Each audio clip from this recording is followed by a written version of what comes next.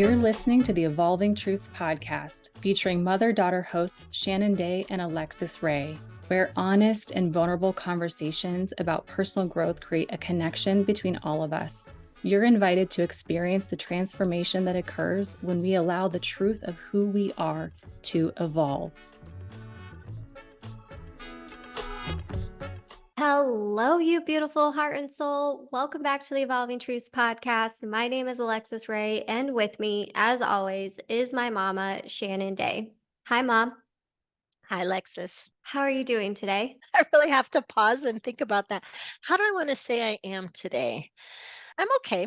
I actually have been, I'm even going to lose it right now. I've been very emotional today. Not sure where that's coming from. So, if I break out in tears a few times while we chat, I was going to say my apologies, but actually not my apologies. That's just where I am today. I was not as productive as I would have liked to have been, but I did nail me some levels in Match 3D. So there's that. You took a bit of a mental health day. I did. How about you? Good. This is the end of a full day. I've had a couple of meetings today, a couple calls, an appointment. So, full day, really trying to be focusing on the right things. Like I think I've been caught up in being busy, and I have been busy, and just finding those breaks or those moments of presentness in each day is definitely something that I'm working on because I don't want to keep getting to the end of the day and being like, oh, I don't even know what I freaking worked on today. And part of that's getting organized. So overall, this is a very long answer as to how am I. I'm good. Nice. I just wrote that down, focusing on the right things, because I feel like I could kind of use that a little bit myself. The right things that align with the things that we want and just simplifying, truly. That's my word for 2024. And I would say I've carried that action out at least one way every single month so far of the year, but still just continuing to drill down, simplify whatever doesn't need to be on my plate, take it off my plate, whatever specific focus I need to have. But man, it's tough. Yeah, it's easy to let other things get in there, either from other people or even ourselves. And I appreciate your reminder of bringing in your word of the year, because the other day I was thinking about it. My word of the year for 2023 was forward. I really use that to frame things. And for 2024, my word is energy. And I'm finding I'm not utilizing it. And it makes me wonder, as we've finished the first quarter, is that really the word I need for the year? Is is the issue the word, or is the issue I'm not utilizing it like I used my word last year? So I'm going to ponder that a little bit between now and when we chat again. If you do find like, oh, this isn't the word that's really filtering things through the way that I thought that I would be, it's okay to change it. Right. And if you've noticed this, you have this awareness in quarter one, then you could say maybe in quarter two, I decide to try and be more intentional with how I use it. And then Yeah. maybe after quarter two, it's like, okay, it is the word. Right. Yeah. Yeah. February was a crazy month heading up to my Antelope Canyon 50 miler, and also doing a bunch of dog sitting and just getting prepared for that and work. And I feel like I was just overwhelmed with everything. And maybe utilizing that word could have been a good way for me to have looked at a few things and thought about what I was doing. So I do feel like maybe it is just being a little bit more intentional about it. So thank you for saying that and bringing that into this space. My pleasure. My pleasure. And talking about your last 6 weeks, something really big happened, this Antelope Canyon run. And we've been talking about it on the podcast coming out of last year, right? The end of 2023, because you were already in training. And how many weeks was your training schedule for this run? Well, I really started to focus on it about 20 weeks out. I ran a half marathon in September that I kind of used to sort of get me going jump started. That was a half marathon that I forgot my bib at. So thankfully, they were very understanding. Made sure I had my bib this time, but really no, like November on, I would say I was very focused on that. Okay, so that's I mean, half a if each month, yeah, half a baby, yeah, that's funny. So today we're going to be talking all about, I'm sorry, it's true. What I'm sitting here going, Lexus, what have you been thinking about lately that your reference to 20 weeks is half a baby? Nothing Just in checking in, particular. just checking No. in as your mom. Oh my gosh, that's so funny. No, not even close to that. I don't know why that's what came to my mind. It just was. Maybe because that's like how people count. They're like, oh, I'm at Ugh. 32 weeks. I think what a baby's 40, right? So I don't know. That's just the thing that came to my mind. That being said, so you've been on this 20-week journey of training for this run. You've been running for many years now. We've talked about that as well in previous episodes. And so today, we really just want to crack open this space for us to have a conversation about what race day was like, what ended up happening, and maybe some of the lessons that have come from training for this one and where you see yourself going next. Does that sound good? That sounds great.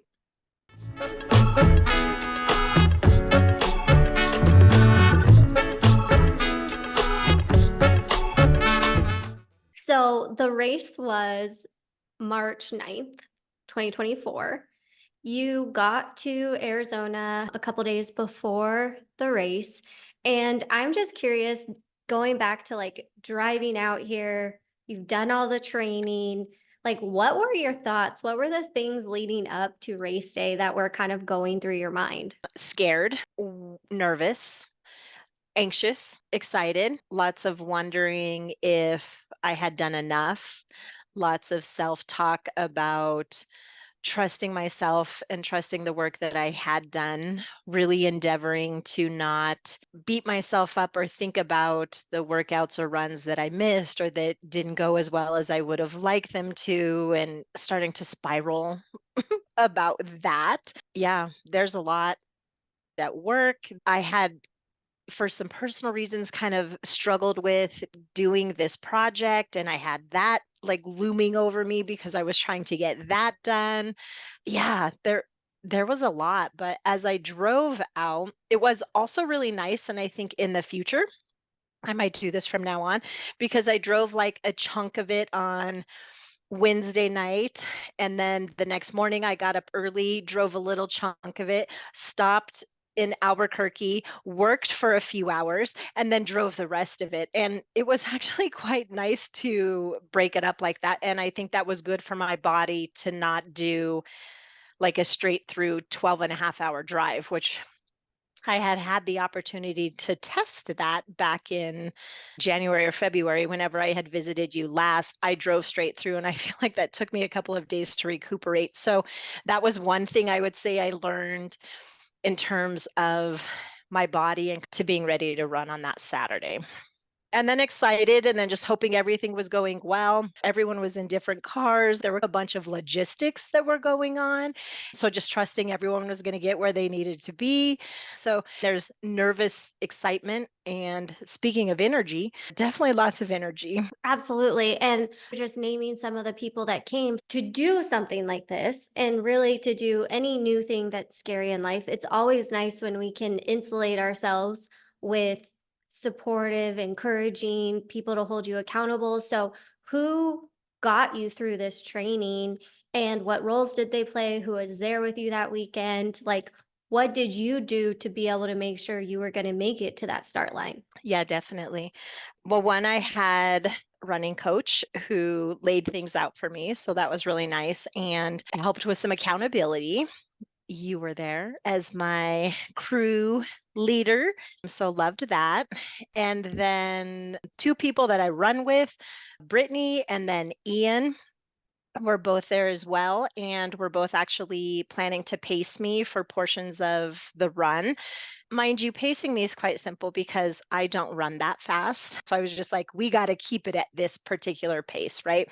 So we had done a meeting together with the four of us talking about like crew and what I felt like my needs might be. apologizing to the three of you ahead of time for if I was going to curse at you or be grumpy kind of things, and just sort of talking through those needs. And then my bestie, Babs, she was extremely supportive and always fun to hang out with. Love having her there as well. So that was our team for the weekend. I'm grateful to have been a part of it. And I also love how you say I had to pre-apologize. We pre-apologize to you too, of like, we're probably going to tell you some things that you really don't want to hear Mhm. either along these 50 miles, because that's part of this journey, right? Recognizing that you are literally going to be pushing your body to the edge of what you've trained to be able to handle. And knowing that that's your goal, we're going to hold you accountable to that as lovingly as we can, and simultaneously may not feel so good in the moment. That is true. That is true. So, yeah, we had a great Airbnb to stay in Utah, which was awesome. Had a nice dinner the night before, went the day before, picked up the bib and shopped through all of their booths that they had available. I got some fun stuff there. And then Saturday morning, the 9th, we were up bright and early and at that start line. I think were we there by, I don't know, I don't even remember now, Lexus. 5:15? We were between 5:05 and 5:10, let me say that, because the goal was to be able to give you a little bit of time to get to do a warm-up run. Now, that didn't exactly get to happen in the same capacity, but will you take us through, like, take us through the day, take us through what happened, and let's just start with getting to the start line, and what did it feel like waking up that day? I felt like, damn, this is early. And who signed up for this? Who thought this was a good idea? I had a bunch of those thoughts in my head. Got myself dressed. I had laid everything out the night before, but then I did get myself in a little bit of frenzy. So lessons learned, and I think this can apply to many areas in life. I should have gotten a few more things prepared the night before, and so then I think that would have taken a little bit of that morning stress off. So I should have done that a little bit differently, but it all worked out fine. We got to see some very beautiful stars because it was so dark out there, and it's not a really heavily populated area from where we were driving from. So that was beautiful. You played Def Leppard's Pour Some Sugar on Me, which was really fun. That was the pump up song we used for you when you played basketball. So that was fun when you clicked that on. And yeah, we got there. I think I peed 2 or 3 times because, why not? And there were clean porta potties there. And then I did my warm up. I knew I was probably going to be in sand relatively quickly just because of the terrain. And so I wanted to be warmed up, pretty well. We got my headlamp on, which I don't wear very often. And note to self in the future, I don't know that I would do that again, either for this race or another 50-mile attempt, just based on how quickly the sun came up and everyone else around with headlamps. The main reason I say that is because I already had a lot of things with me, and that was just one more thing to have. And then they said, line up, get ready, set, go. And we went. And it is really cool to start out at an event like that because that's when I get to be with all the other people that are going on this same journey. Throughout the day, I find myself often alone out there enjoying the experience, which is fine as well, or with a smaller group of people or just one person. And so it is always kind of fun in the beginning, just the excitement around it. And we had to navigate kind of some pretty narrow spots when there were a bunch of us clumped together, which gave you time to just kind of pause for a minute. I could look around a little bit, stars, and see the sky starting to get lighter. Also climbed up like some slick rock right away in the dark, which was exciting, a little nerve-wracking. Some people were just like ready to go. We're like, come on, everyone, and then those who were a little more like, oh, I need a minute. So that was interesting. But yeah, headed out, and then there was sand, How much sand? monumental amounts of sand. There was so much sand. And I had gaiters that I used, which were great for keeping the sand from coming into the top of my shoes around my ankles. Dirty Girl gaiters. If anyone needs running gaiters, check them out. Super fun designs, great options, great choice, and those worked awesome. However, this was persistent sand, very thin sand, and a lot of it. So it just went into the front of my shoes in massive amounts. I knew there was going to be sand. I just don't think I realized it was going to be that much sand and for as many miles as there was sand. It's the first time in an ultra event that I have ever used poles, trekking poles. I use them when I backpack, but I've never used them on trail runs. So I trained with them a bit for this event, and I was so happy that I had them. Shout out to my good friend Lizzie, speaking of support, because she loaned me hers. So I had my poles. That was very helpful. But every aid station and then a couple of additional times I would just stop on the course somewhere, I would have to stop and dump out the sand in my shoes. And I would say anywhere from, like, I kid you not, a quarter of a cup, if not more, of sand came out of each shoe every time that I stopped. That was incredible. Yeah, but it was a beautiful day to run. The temperature was good. It didn't feel blistering. I do want to take a second to jump back here because you mentioned doing more the night before to prepare. And literally, as we were driving there, those thoughts were going through mind as well. And I was like, ah, shoot. Like, that should have been me being like, okay, do we have everything laid out for the next day? Do we have the sandwiches made? Do we have the snacks already packed? And personally, I felt like I dropped the ball there. And Aw. when we think about that, it's just this is what I want to do better next time so that it didn't have to feel so scrambled in the morning. Mhm. And I also truly haven't been a part of a race like this in a very long time or an event like this in a very long time. And so when it's your first time in a while or maybe ever, it's like, oh, this is all the stuff that I either forgot about or didn't know. Yeah, I thank you for saying that. And yes, to my crew, next time, let's all think the night before, hey, do we have everything right going into this race? That week before, all the stuff that was happening, right? And there's more, but I probably slept for the 7 days prior to that race on average, maybe 4 to 5 hours a night.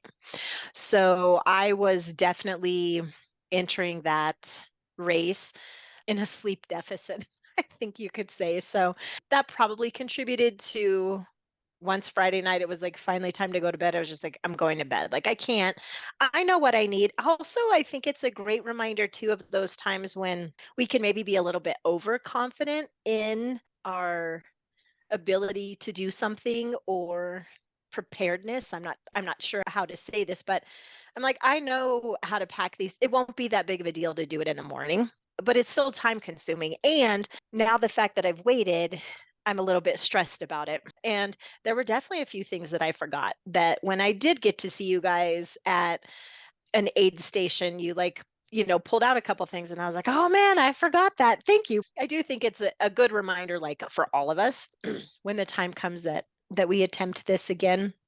And I just think that's a great reminder for life too, when it comes to work or even a hobby or a personal goal that we're working on, is it is okay to step back a minute and give yourself a little more time to prepare or just double check those things. I really appreciate what you're saying because that preparation that we could have done for you Friday night could have made Saturday so much more enjoyable in the morning. And again, it's not to say that everything didn't get done. We got you to the race time, we got you to the start, but you had already put in 20 weeks of work. And then for us to feel like, oh man, we were right there. We were standing Sure. on the line. We could have done it a little bit better. Honestly, it kind of makes me think of the Super Bowl and, them not knowing the overtime rules, like knowing the details.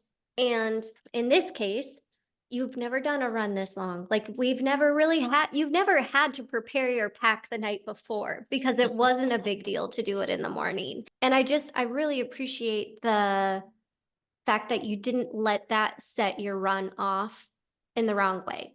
You didn't let the kind of frantic energy of trying to get all the stuff into the car or make the sandwiches that morning, or you very easily could have let that turn the whole circumstance. And even as you continue to share with us the challenges of the sand and how you had done everything that you thought that you could to be prepared for it by having the gaiters, by having the right equipment and training with something new, it still came up as a challenge.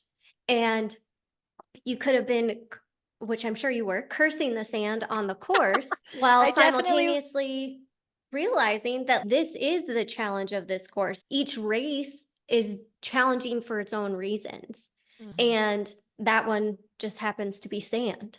Yeah, yeah.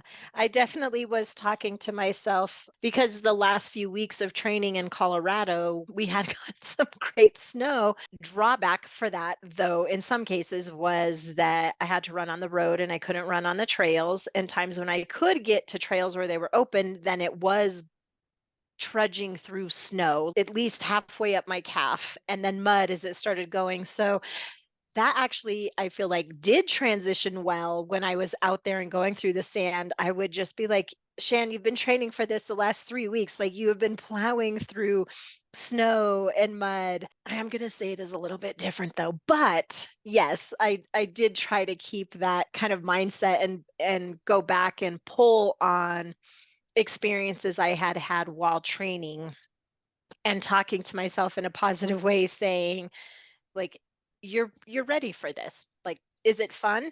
No. No, it is not. And to those people who love running in the sand, like, more power to you. I love that there are so many varieties of trails and so many varieties of trail runners. And to the people who love that, wow, like, go you.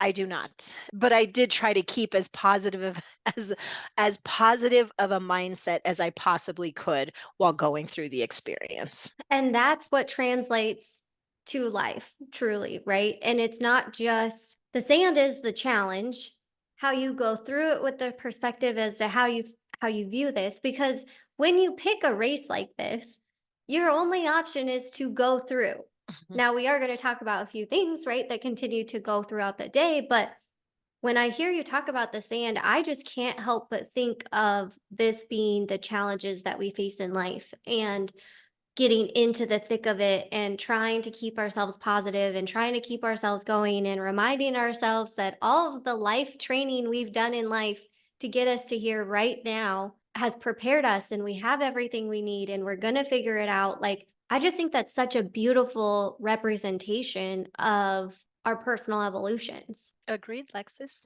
Thanks for being a living embodiment to set this example for us. You're welcome.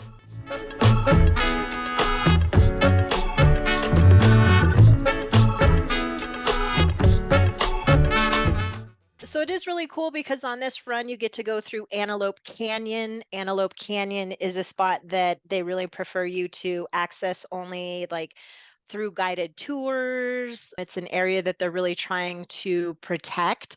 Some portions of this run, I think a big chunk of it, were also on reservation land. And some of the lands that we got to run through are like sacred lands for the indigenous people in the area. And so they actually had to be present as we went through those areas. Very humbling experience getting to see Antelope Canyon and go through that beauty was amazing. There were times in some of the slot canyons we were in that the opening at the top was like so small. You're in this canyon and it is almost pitch black. Like, I thought at one point I was gonna have to pull my phone out and get my flashlight. So the respecting the power of that area, respecting the energy of that area, and the humbling experience of knowing that I was in this space that means so much to some, and just ensuring that I, while trudging through the sand, acknowledged that, was respectful of that, and drew some power and energy from that. I would say is definitely one of the coolest experiences I have had in runs that I have done. Wow, that just gave me the chills. So we know there was a lot of sand. So Yeah. tell us about the middle and the end. What happened? I knew I was going to be tight on time. I made my first cutoff time and actually was a little bit ahead, I think, like either right on or a little bit ahead.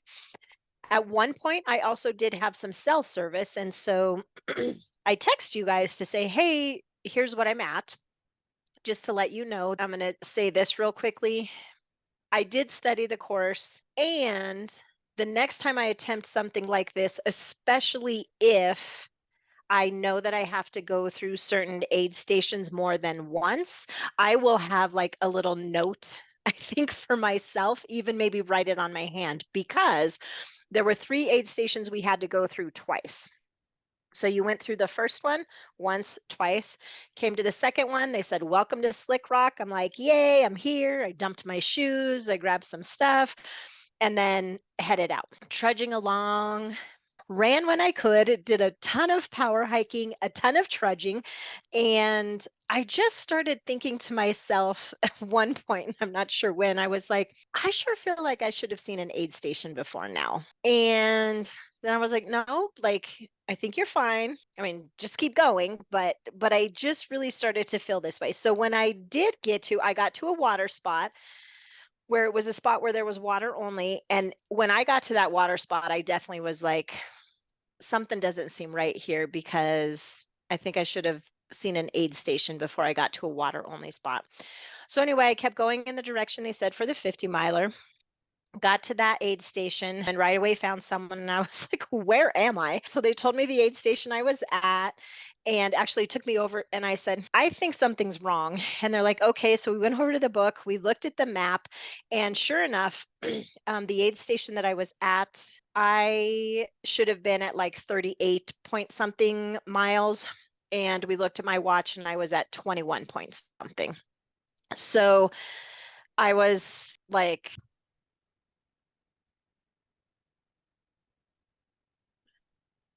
I told you it's an emotional day, because I did not cry then, but I just immediately, I was like, damn it. Because I knew. So, like, we looked at that thing and she's like, you missed this whole loop. So she's like, hang on, let me call the race director, get yourself some food, like, refreshments, do what you need to do. I'll call the race director. There was another person who was doing the 50 miler that was there with me as well. And I heard her when she called the race director be like, hey, we have a couple more. So glad to know that I was not the only person who did this, but also that just really sucks for all of us that that happened to. So at that Slick Rock aid station, at least of what I recall, there were not signs that said first time here, go this way. There was no one there saying first time here. They said welcome. And then, you see people heading out. And after I grabbed my snacks and dumped my shoes, I headed out. I didn't think to ask. So I should have double checked that. I mean, I think there's a few factors at that aid station that contributed to this situation. At any rate, talked to the race director. The person at the aid station came back to those of us that were there, and they're like, you guys missed it. Bummer for you. You can quit or you can keep going and finish the race, and you will get a DNQ instead of DNF. DNQ is did not qualify. DNF is did not finish. And so I also had cell service at that point. So I had text you guys to say, hey, I missed a turn. I think there's a couple other things that are real bummer about this too, is me missing that turn. I think that I missed probably one of the most scenic parts of the course, which is really a drag, because that would have been 17 miles that I think I would have really enjoyed. And yes, it would have been through sand, but there may be, just maybe, I like to tell myself this, a smidge more slick rock as well. Also, it was a process for you guys to get to that aid station. And that was where I was going to pick up my first pacer, Ian. And so me missing that then made it where Ian didn't get to pace me for the portions he was going to. So he missed out on that experience he was looking forward to having. I missed out on getting to hang out with Ian and run with him. But we talked on the phone. You were also at your aid station trying to get info. So it was cute when you called me. You're like, hey, I talked to them here. They said just turn around and go back where you were. And I was like, no, I don't think you understand my situation. So, Totally, because at that point, all your text had said was, I'm off track or I'm off course and I don't know what to do. And so I went to them and I was like, hey, okay, so she's off track, she's off course, and she doesn't know what to do. He's like, okay, if she can just backtrack where she thinks she got off track or off course. So I'm like, all right, like that was the first piece of information that I had. Then at that point, I had gotten your text. I had talked to them as quickly as I could. And then I just called you. I was like, okay, at this point, like, I don't need to be texting back and forth with right. you. So I called and you're like, oh, no, like I'm at an aid station. I'm like, okay, thank goodness, because that was the Ah, biggest concern. When we sure. did get your text around the 10 or 11 mile mark, you were on pace. And we were there within 30 minutes of when we thought you would be showing up if you were just having like a killer race, right? So if you were running your fastest pace ever because the adrenaline kicked in, or for whatever reason, all things were going right, we wanted to make sure that we didn't miss that. And as time continued to go on, it was like, okay, what's happening here? Right. And my job as the crew chief, I felt like was really to try and keep everyone's energy focused on like, here's the next thing that needs to happen. And some of the anxiety started to come up, and I equally just like, she still got this time. Like, it's okay.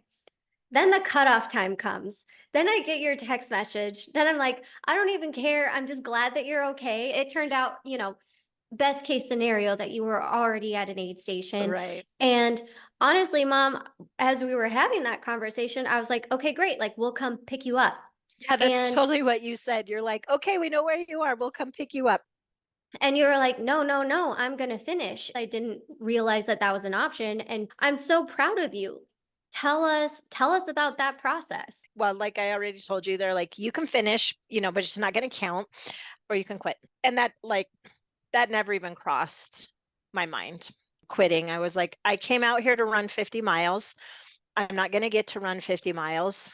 I've missed this big chunk of the course, which really sucks, but I'm here to do this. I'm going to do this. I'm going to cross that finish line. I grabbed a few snacks and headed out. And then I dumped my shoes. And then I was getting to enjoy some running on slick rock. It was dealing with the disappointment of now not even really getting to attempt the 50 miles to see if I could do it because I missed that. But I didn't spend a lot of time at that moment thinking about it. I think it was one of those, well, that just happened. I wish I would have caught it earlier. I didn't. I'm here to run 50 miles. I can't, but I'm here to run. Let's go. So away we went. And then I got to the next aid station and was able to meet you guys. Finally got my candy bars, which was nice. I think you also fed me some potatoes, maybe and bacon, which was nice as well. And then that was to the finish line. So Brittany was able to run that portion with me. I'm sure he was disappointed. I know it's really a bummer, but I appreciated Ian's just continued support and like, Shan, don't worry about it. Like, you're a badass, man. You're still going, like, keep going. So I really appreciated that. I don't think either I had really realized the effect of me missing that turn and now having a better understanding of where you guys were and the aid station it was that you had to get to it and the amount of time that you were out there, how that long of a gap like affected you guys and what could have been going through all of your minds as well. I think I'm happy that I didn't know that, honestly. Even if I would have wanted to think about that, I have to tell you, I don't know if I could have anyway, because me and that sand. You were going through it. You were the priority. And us being there as your support team, it really wasn't about us or where we were or how long we had to wait. We were going to stand there however long we had to stand there to make sure that you had what you needed and to give it to you in the best way that you possibly could. And I think that translates a lot to our taking care of ourselves in life. I think that translates a lot to prioritizing ourselves so that we can give to others, because in that moment, in that thick of it, you had to be thinking just about yourself. And when we are going through the challenges in life that feel like we're trudging through sand, that sometimes is what it takes, is like, what do I have to do in my own bubble, in my own focus? I also think it speaks to having a supportive team around you, right? And the power in that. I knew that it was a good team and you all were prepared. You knew, I knew, we were all out there with this same goal. And I think there is definitely a power and energy that comes when you have a group of people that are working towards the same thing. When I did get to see you guys, that was great. That was really fun. I appreciated the cheers and hollers that I got, even though we all knew that I wasn't going to get to do this 50 miler, but that support was great. And so then Brittany and I got to finish the race. You and Ian met our other friend Barbara, and you guys went off and did some sightseeing, which was really nice because you knew you had plenty of time to do that. And we got to run the Page Rim Trail, which goes basically above the town of Page. So, a scenic part of the trail in terms of kind of you're sitting up and getting to look out and over everything.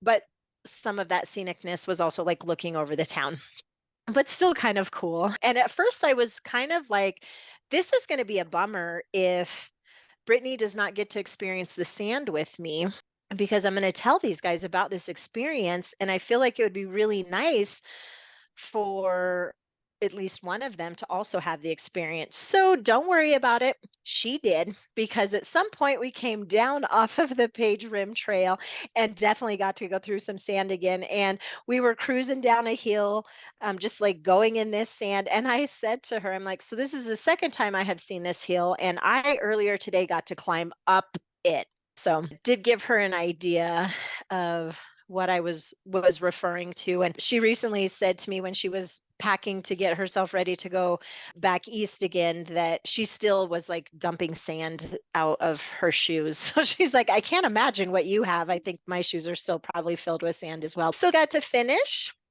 And that was cool. They went to give me, they're like, oh, 50 mile. And they went to give me my 50-mile medal. And I just was like, no, I was like, no, thank you. And the woman just kind of looked at me, and I wasn't trying to be rude or anything. So it was also really nice to have Brittany there, because Brittany was able to explain to her, like, she missed a turn, so she didn't get the full 50 miles. And the woman was like, well, you did a 55K. And I go, I did do a 55K. So she holds up the 55K medal. And I'm like, heck yeah, I'm going to take that.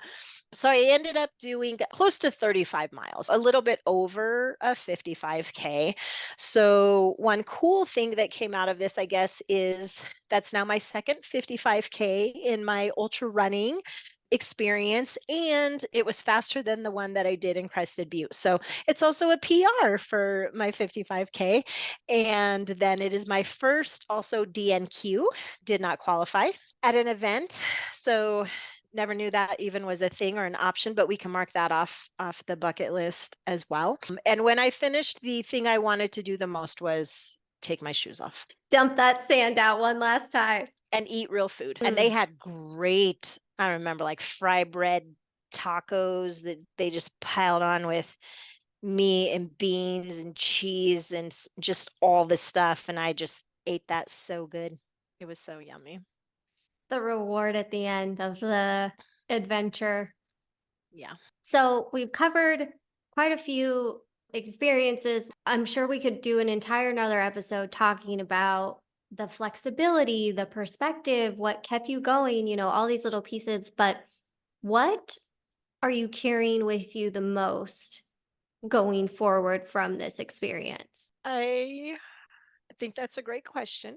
My initial response to that would be, well, I'll tell you what it would be in a minute when I tell you what some of that is. But what I think it most is now, and that in the last few days I've really come to sit in a space with and appreciate, is pride. Like, that was hard, and it was difficult. It really sucked to get thrown that wrench of missing that turn and not even getting to attempt the 50 miles, to know if I could or could not do it. Like, those 15 miles are still out there elusively for me, but being able to look back and think, I registered for this event, I trained, like, training is for this is almost a part-time job. Honestly, I did that while working other jobs and dog sitting and having some personal things and then not quitting. And the fact that that thought didn't even cross my mind. So I think what I take most with me is some pride in all of those things that I just said. And when people say to me, like, Shannon, that, like, you're a badass, or Shannon just did 35 miles, like, because that's what I've said to people, like, oh, so I just did 35 miles. And they're like, okay. Like, and so sitting in a space of just being okay, acknowledging that I did that and not self deprecating about it, because I think that's something that is human nature. And we tend to do that a lot in life. So releasing that, at least about this, and hoping that I can keep that for other areas of my life as well. Now, Mm, what else am I taking from it? I do not like sand. So I have definitely discovered that, and will ponder that as I look at future courses. I am taking with me some things that I definitely know that I learned, as far as, we don't need to go into these specifics here, but like some training adjustments that I would make, some tweaks that I would make there, some equipment tweaks that I would make. So some of those things, and then as we just discussed, like the night before, like a few of the preparation things, I think I would tweak a little bit, and definitely trying to also enter the race a little more rested than I was. So those would be all the things that I would take with it. My crew was great. When I attempt to do something like this again, if I need a crew or want a crew, like, I hope for that same crew or that type of energy around me. And yeah, that's, I don't know that Antelope Canyon 50 mile will be one I attempt again, but I know there's a 50 miler out there somewhere that I will. And I will get it. yeah, girl. I can't wait. Thank you for having this conversation with us. Thank you for talking so openly and vulnerably about this experience and laying it all out there. Truly, it's difficult to set a goal and to sometimes have that goal go awry, and then to be able to talk about it openly and share it with people. And that's strength and courage and wisdom and power. And I think you can be equally proud of that as well, because the example you have set, not just for me, but every other person in your life, and for anyone who listens to this episode, is the true embodiment of living life. So thank you for giving us this example, truly. And thank you for living it. Thank you for talking about it, all of it. Thank you. You're welcome. Thanks for asking about it. My pleasure. And I'm excited. I mean, who knows? Are we thinking 2025 is going to be the next 50 miler? Are we thinking what are we thinking? Or it's going to be a Uh, while? yeah, I think right now we're gonna breathe for a minute. It was a lot. There's been a lot of other things. I think that, much to your word, simplify, much to my word, energy, I need to get myself kind of just recentered and figure out some things that I would like to focus on, and where I can get some energy moving forward. And yeah, I've already looked at and had some people, a friend of mine, I was telling him about it. I'm like, so that 50 miles still out there? He's like, I'll find one for you. He mountain bikes. And I'm thinking, oh, he's like kidding.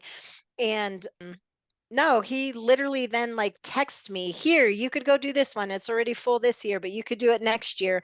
And then another friend of mine who runs, he's like, well, I have a friend in my running group who really likes this one. He sends me that one. So there, people are definitely already like, hey, Shan, look at this, look at this. So I know it's out there.